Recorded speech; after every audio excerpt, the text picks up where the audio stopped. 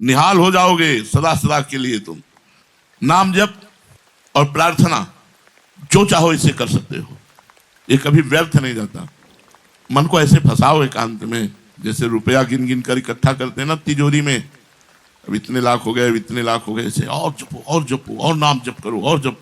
परेशानी आ रही और जप करो, मन नहीं लग रहा और जप करो, मन चंचल हो रहा जप करो, जब बढ़ाओ, ये धीरे सब ठीक हो जाएगा। जब बढ़ा भगवान के श्री चरणों में मन लगाना चाहता हूं, बहुत प्रयास किया पर मन नहीं लग रहा है। बड़े सुंदर सुंदर प्रश्न है, बड़ा सुंदर उत्तर है। मन को जितना हम भगवान में लगाना चाहते हैं उतना ही वो भगवान से दूर भाग रहा है। क्या करूं?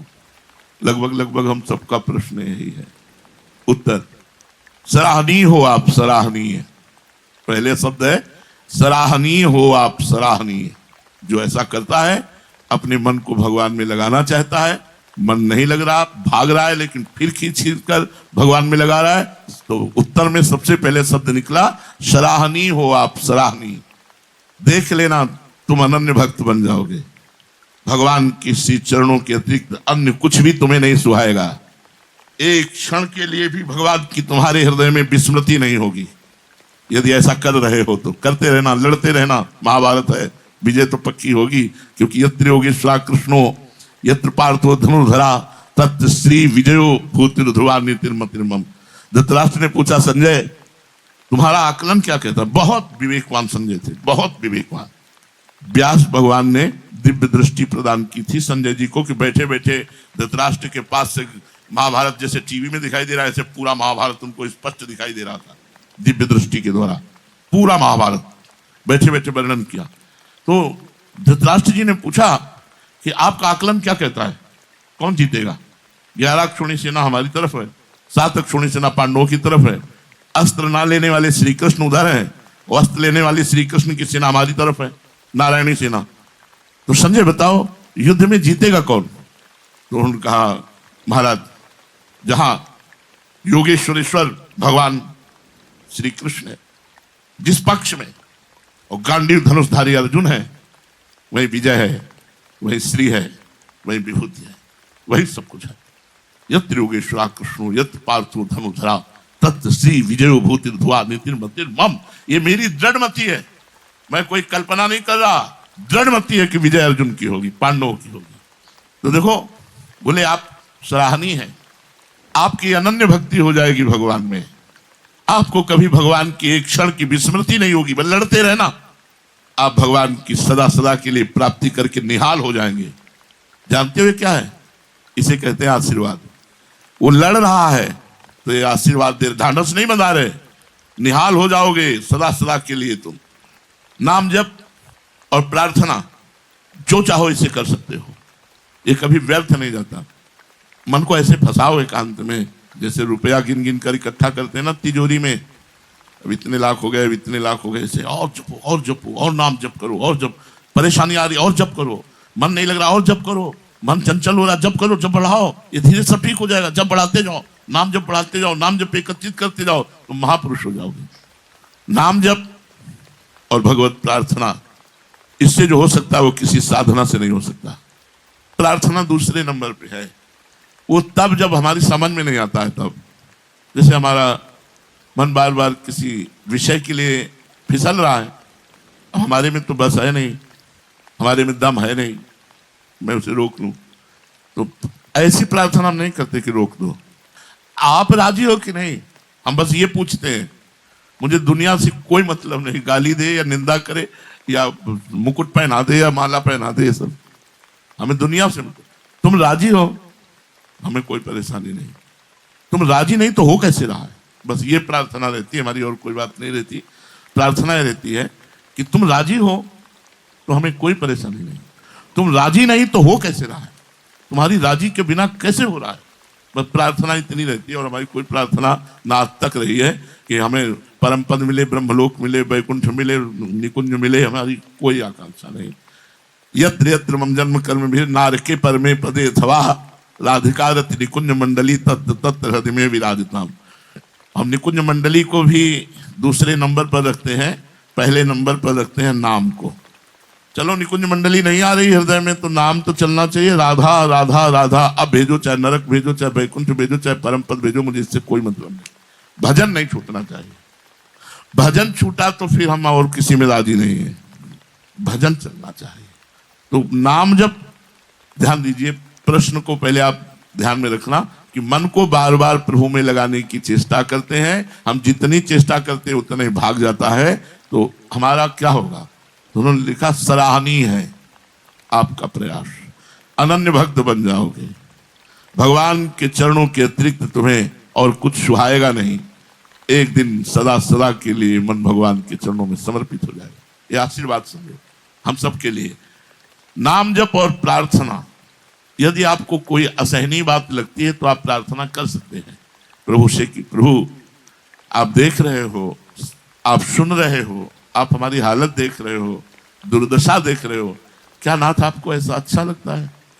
आपका कहा के और विषयों के गुलामी, विषयों के चेहरे, क्या नाथ ही आपको अच्छा लगता है? यदि अच्छा लगता है तो ठीक है, जय श्री राधे, हम राधा ही राधा जपेंगे। अगर अच्छा नहीं लगता तो फिर हो कैसे रहा है? आपको जो अच्छा न लगे तो फिर हमारे जीवन में है क्यों? प्रार्थना करनी चाहिए इस बात की, और कोई प्रार्थना नहीं करनी। आप मिलो न मिलो, हम इस पर ज्यादा जोर नहीं देते, मिलने न मिलने पर जोर देते, हम भजन पर जोर देते हैं कि हर समय हमारा भजन होता रहे। बस ब्रह्म राम ते नाम बढ़, जब भगवान से बढ़कर भगवान का नाम, यदि हम राधा वल्लभ श्री हरिवंश जप रहे हैं तो भगवान से मिलन से भी बढ़कर के है ना। अब जब मन हो तो छोटा काम है, मिल लेना, बड़ा काम हमारे द्वारा करवा रहे हैं आप कि नाम जप हो रहा है, बस ये सबसे बड़ी बात है। तो नाम जप और प्रार्थना, ऐसा संदेह न करना कि आपकी प्रभु बात सुनते नहीं है, कोई फल नहीं दिखाई दे रहा, कोई उत्तर नहीं मिला, कोई चमत्कार नहीं हुआ, कोई बात नहीं सुधरी तो प्रभु ने मेरी बात सुनी नहीं। ऐसा नहीं, प्रभु ने सुना है। कुछ है अभी जो हटाना चाहते हैं, वह हम अहंकार करता करके हटाने की चेष्टा। वो प्रार्थना तो करता है लेकिन करके हटाने का बल है। बड़ा सुंदर प्रसंग है। सुग्रीव जी से कहा चलो बाली को मारते हैं, चल के गए, बोले ललकारो, हम खड़े हैं, ललकार, निकल बाहर, अपने को क्या समझता है तू? बाली ने कहा अरे, जो पीठ दिखाकर भागता रहा तक वो आकर के दरवाजे पर निकला, क्रोध, तारा ने पैर पकड़ा, तुम्हें पता है भगवान उसके साथ है? तो कहा तुझे पता है वो समदर्शी है, अगर वो भगवान है तो समदर्शी है, दशरथ राजकुमार है तो मेरे में कोई बल की कमी नहीं है, मैं किसी तरह रुकने वाला नहीं, यदि वो भगवान है तो समदर्शी है।